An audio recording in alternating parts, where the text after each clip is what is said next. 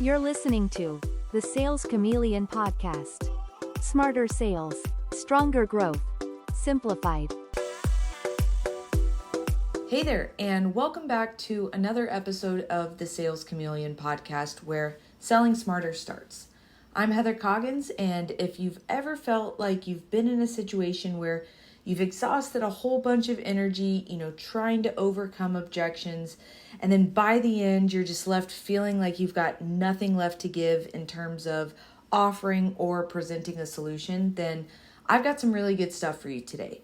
Because in today's episode, I'm going to be following up a bit more from the last episode where I discussed handling objections with that versatile mindset. And so I'm going to be deep diving a bit further into two really powerful strategies that are going to be able to help you not just handle objections like a pro, but ultimately overcome them in a way that's going to allow you to tailor your responses based on your customer's social style and then understand when to present multiple solutions to really help you build that confidence and build up that trust. And so by the end of the episode, you're going to have the tools to take those objections from "oh no" to "woohoo" breakthroughs, okay? And so let's go ahead and jump right in. And I want to start with tailoring your responses to those different social styles. And so if you've ever had, a customer fire off a barrage of questions while, maybe you've experienced another customer that just kind of sits quietly thinking for what feels like an eternity, that's not random. And so what it is that's their social style at work. And when it comes to objections, they're not about what's being said. And I've said this before, right? Objections are more about what the customer feels and how they process the information. And so again, if you're unfamiliar with social styles, definitely make sure that you're checking out some of the earlier episodes for more of a deep dive. But today I'm going to be focusing on how to really meet each style where they are during objection handling. And so if we break it down, starting with our analyticals, we all know these are our detail levers, right? And so when they say, hey, I need to think about it, they're not brushing you off. They're just processing. And if that's not, how you naturally prefer to communicate, it can definitely feel frustrating. And sometimes it can even feel like you're aging a decade while, you're waiting for them to make a decision. But for analyticals, taking that time is really essential because they need to be able to, evaluate the facts and really feel confident that they're making the best choice. And so if you have an analytical tell you, hey, I need to think about it, make sure that you're responding in a way that acknowledges that, right? I completely understand. Here's a detailed comparison of how our solution stacks up against others in the market. And I think this might help you make a more informed decision. Say you're a salesperson that presents, software and you've got an analytical customer and they ask you, hey, can you show me a report that, really outlines the return on investment? You want to make sure that you resist the urge to rush them. And instead, you want to make sure that you have the data, you have the detailed information to really provide a well-organized breakdown. Because at the end of the day, with our analyticals, the more precise and factual you are, the more they're going to trust your solution, okay? Now with our drivers, of course, they're all about, action and efficiency. And so when they say something like, hey, this isn't what I'm looking for, it's not that they're rejecting you.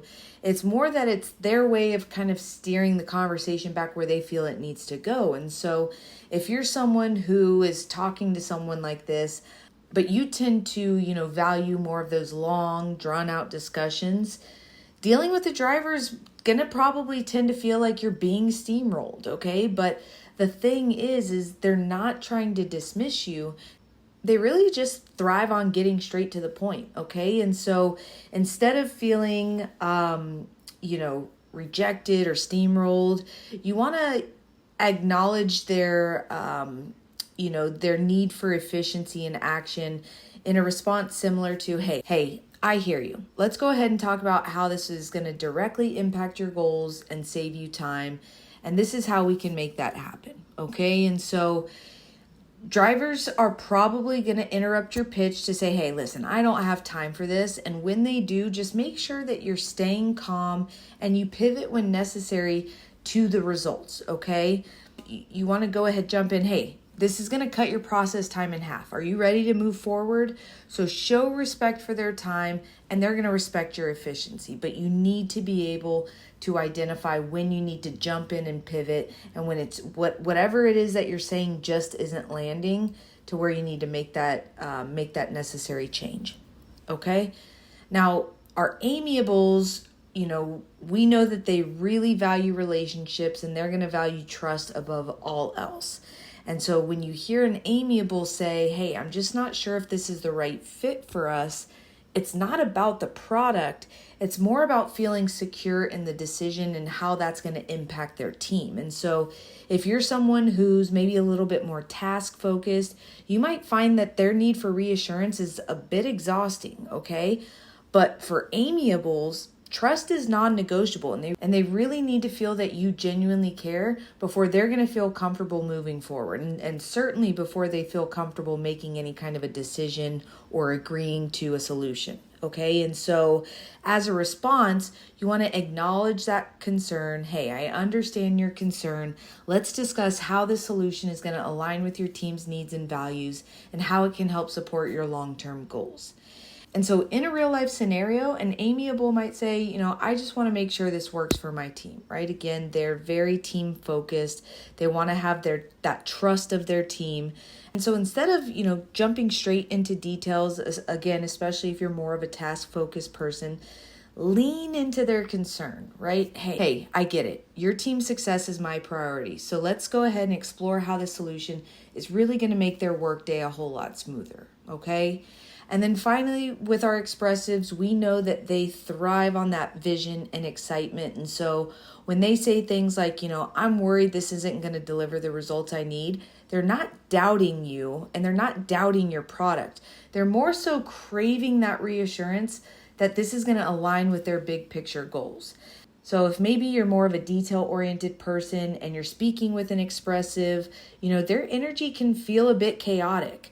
But the thing with them is, they're not looking for spreadsheets. They want to be inspired. And if you bog them down with too much data, too many details, they're just going to check out. They are not going to be interested. So instead of, diving deep into unnecessary data and unnecessary details, you're going to want to have a response similar to, hey, great question. Let me show you how this solution is really going to help pave the way for that long-term success and innovation and really help set you up for future growth. You want to make sure that they understand that you see their big picture in a very similar, if not the same way they do.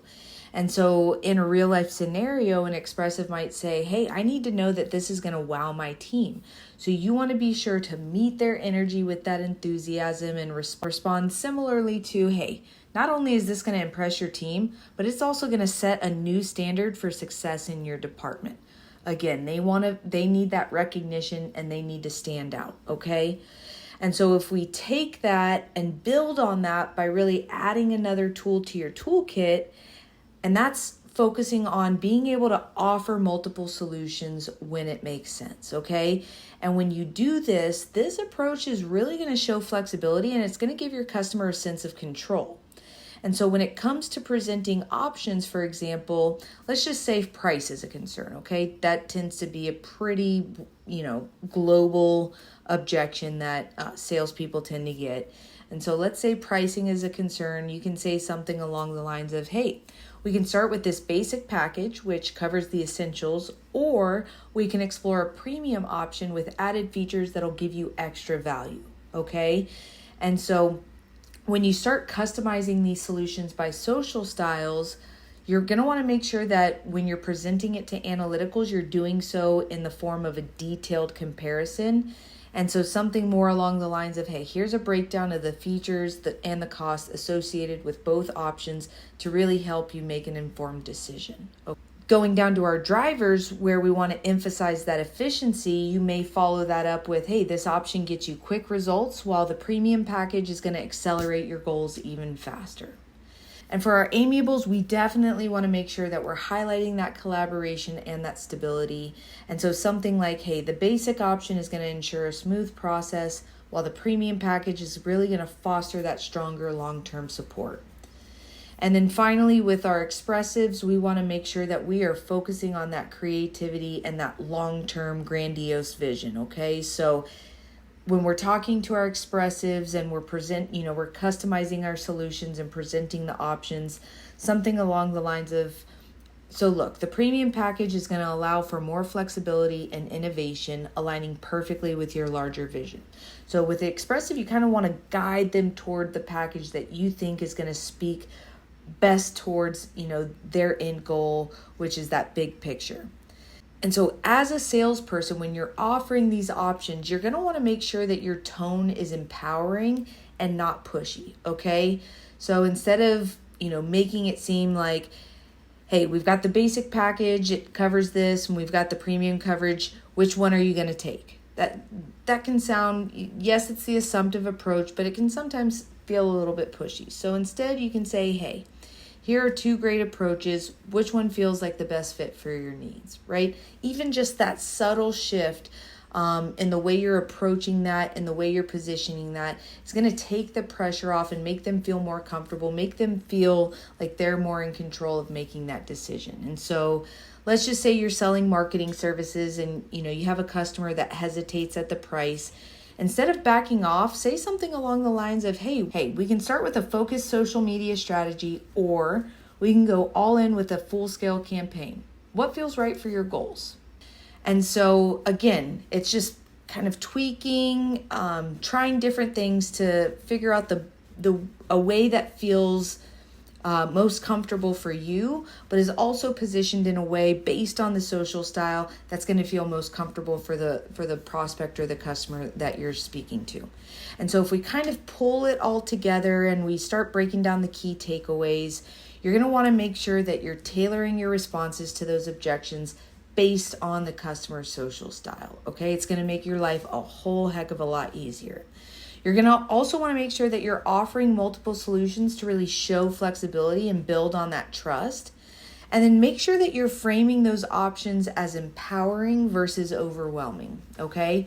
And as like an actionable item that you can take away to kind of practice some of these skills, think of a recent objection that you faced, okay? And then write down one tailored response for an analytical and one for an expressive. And once you've done that, go ahead and practice delivering those responses with a friend or a colleague, or even, with yourself in the mirror. And then notice how even those small adjustments can really shift the dynamic of the conversation. Otherwise, that is going to do it for this episode of The Sales Chameleon. Again, make sure that you remember that handling objections isn't about avoiding that conflict. It's more about adapting with curiosity and versatility. And so when you tailor your responses and you offer those flexible solutions, you're not only going to address concerns, but you're also going to build that trust and strengthen relationships. Don't forget to subscribe so that you're ready for the next episode. And until next time, stay versatile, keep selling smarter, and I'll catch you on the next one. Thanks for listening to the Sales Chameleon podcast.